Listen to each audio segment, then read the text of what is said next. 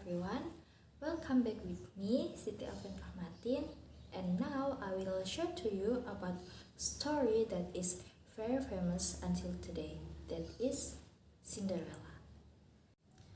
Once upon a time, a girl named Cinderella lived with her stepmother and two stepsisters. Poor Cinderella had to work hard all day long so the others could rest. It was she who had to wake up each morning when it was still dark and cold to start the fire. It was she who cooked the meals, it was she who kept the fire going, and the poor Cinderella could not stay clean from all the ashes and cinders by the fire. What a mess! Her two stepsisters laughed, and that's why they called her Cinderella.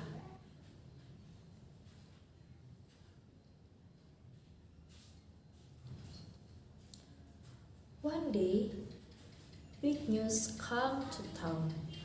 The king and queen were going to have a ball.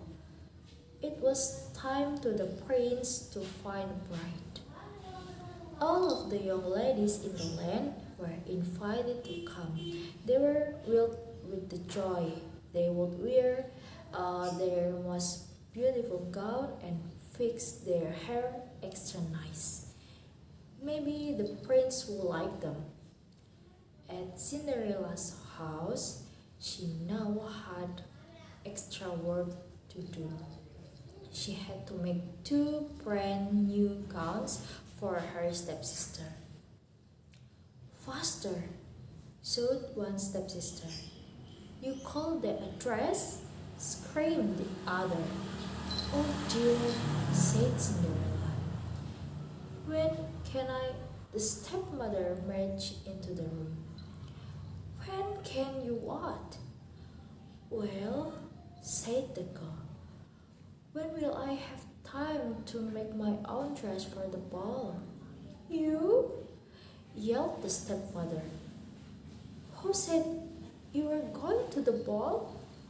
What a laugh, said one stepsister. Then such a mess.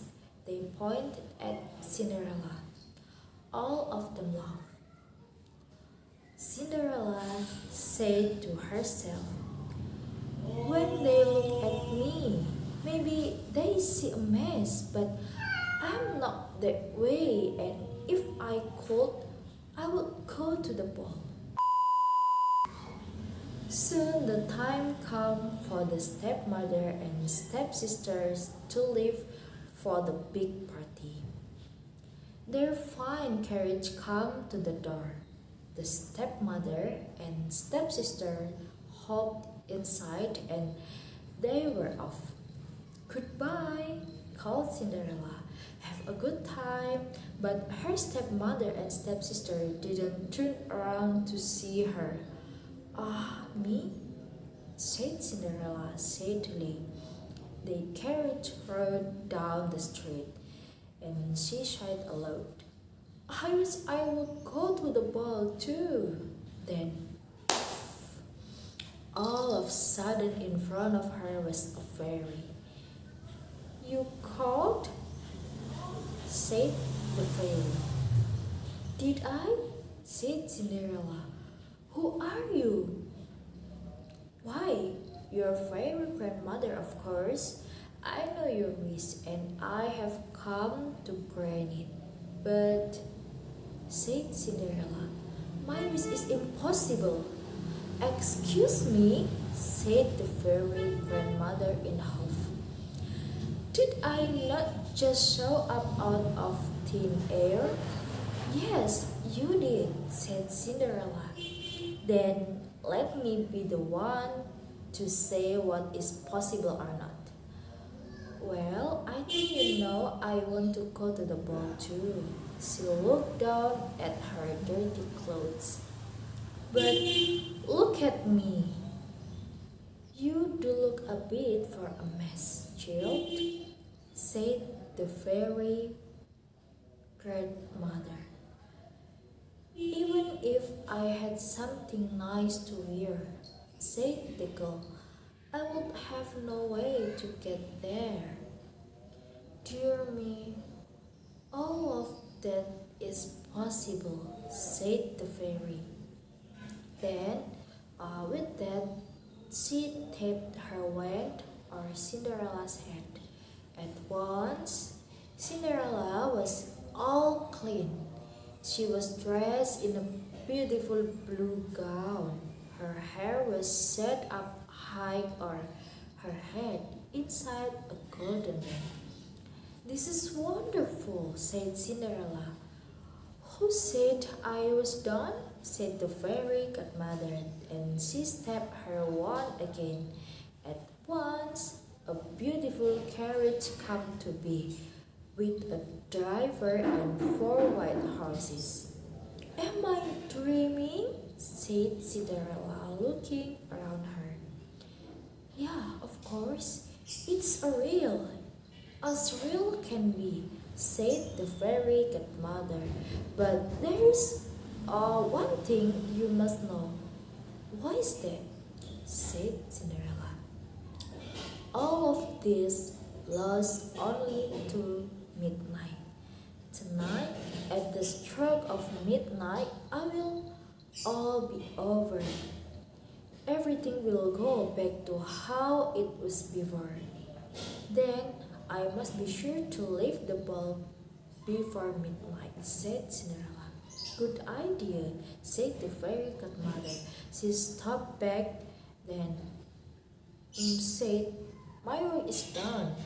And with that, the fairy was gone. After that, Cinderella looked around and said, Did that even happen?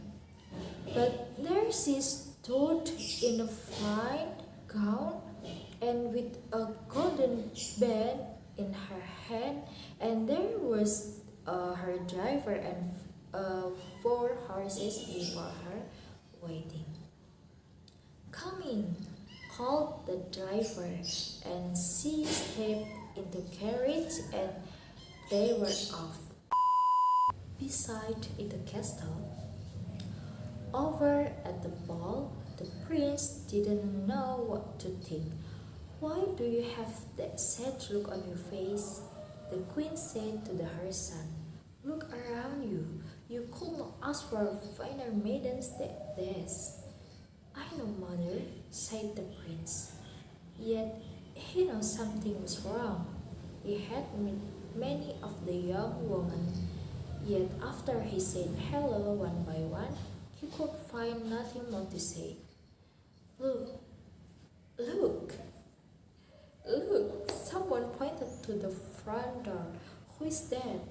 All heads turned.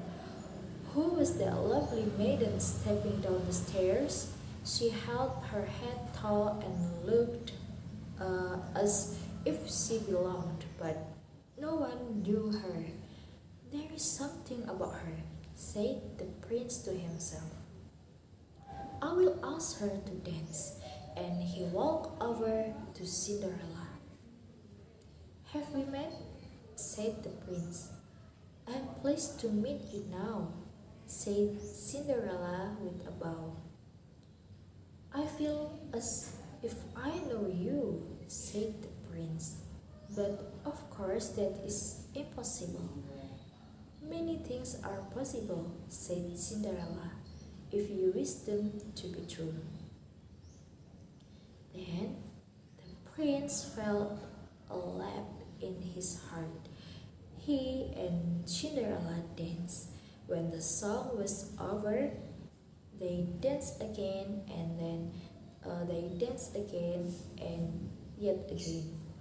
Soon the other maidens at the ball grew jealous. Why is he dancing all the time with her? They said. How rude! But all the prince could see was Cinderella. They laughed and talked, and they danced some more, and in fact They danced for so long that Cinderella didn't see the clock. Then, "Dong," said the clock. Cinderella looked up. Then, "Dong," went the clock again. She looked up again. "Oh my!" she cried out. "It's almost midnight."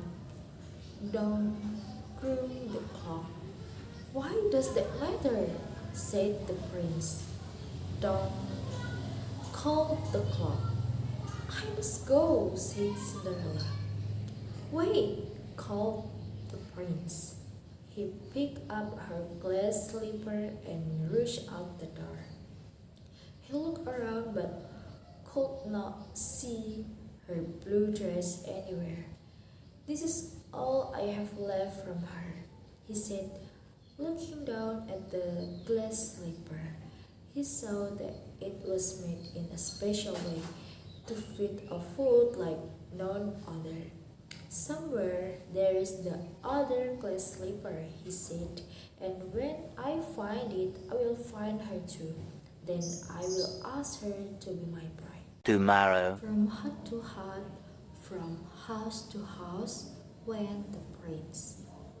One young woman after another tried to fit her foot inside the glass slipper, but none could fit, and so the prince moved on. At the last, prince came to Cinderella's house. "He's coming!" called one stepsister as she looked out the window. "At the door!" screamed the other stepsister. "Quick!" yelled the stepmother. She said, "Get ready. One of you must be the one to fit your foot in that slipper, no matter what." The prince knocked. The stepmother flew open the door. "Come in," she said. "I have two lovely daughters for you to see." The first stepsister tried to place her foot in a glass slipper. She tried hard, but it just would not fit.